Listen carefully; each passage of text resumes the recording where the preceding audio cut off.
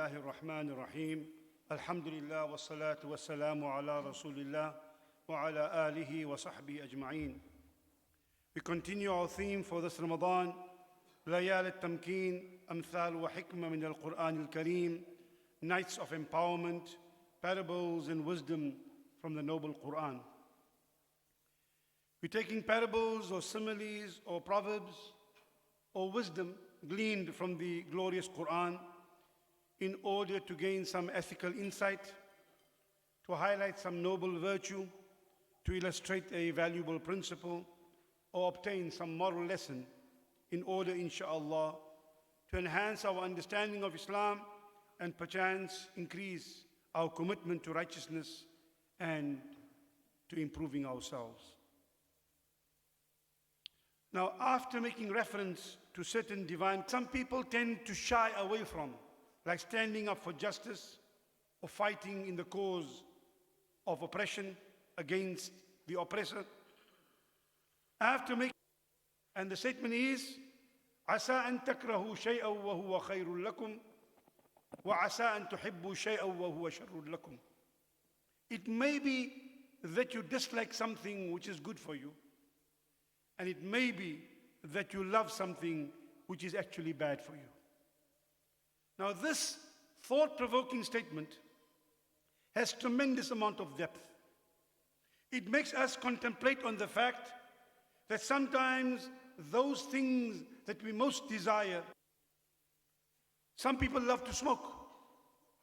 And you see always, I remember as a child, and even nowadays, you see ads of people smoking. It's also always a rugged, handsome, strong man, somewhere in the woods riding a horse, taking a puff. It makes it look cool somewhat. Not really. Smoking cigarettes, for example, is the voluntary poisoning of killing oneself. And for example, in America alone, every year, more people die per year from smoking than from alcohol, accidents, AIDS, guns, and illegal drugs combined. But it looks cool, and some people love it. You may love it, but it's not necessarily good for you. As Malcolm X said, sorry for those who are smokers, he said, a cigarette is a cancer stick with fire at one end and a fool at the other. We may love a particular kind of food filled with high carbs and loaded with sugar and fats and salt. It looks good and tastes delicious, but may be tremendously harmful to our health. Many youth love to speed with their cars, choosing to exceedingly break speed limits. They may get a fine, but they could also lose their lives if they lose control of the car, as often happens. عسى أن تحبوا شيئا وهو شر لكم. You may love some things which are not really good for you. On the other hand, we may dislike things that are actually good for us. Some people dislike to pray. They don't realize the solace, the divine connectivity, the peace of mind that could come for the restoration of our health or for the recovery. The wise person realizes that whenever the bitterness of the medication turns him off from the medication, the reality of the benefit and the usefulness of the medication makes him take the medication.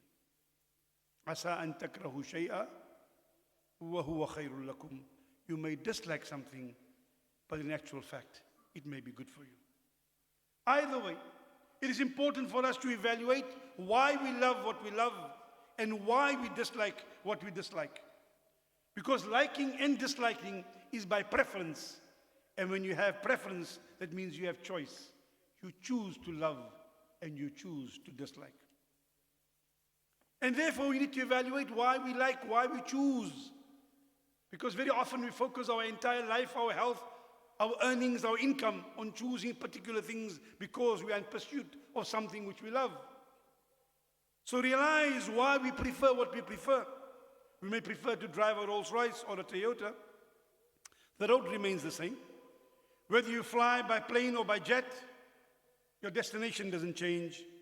Whether you wear a cheap Digitime, a watch, or a Rolex, the time is the same. Time does not change. Of course, the quality of the product is different, and we understand that. But what exactly do we prefer and why? It's unfortunate that sometimes our preferences are linked to either competing with friends, outdoing other people, or impressing other people. That is why so many of us so often buy things we don't truly need, with money we don't actually have, to impress people who don't. There were people from whom we were distant before, but now they may be closer to us, they may have become our friends.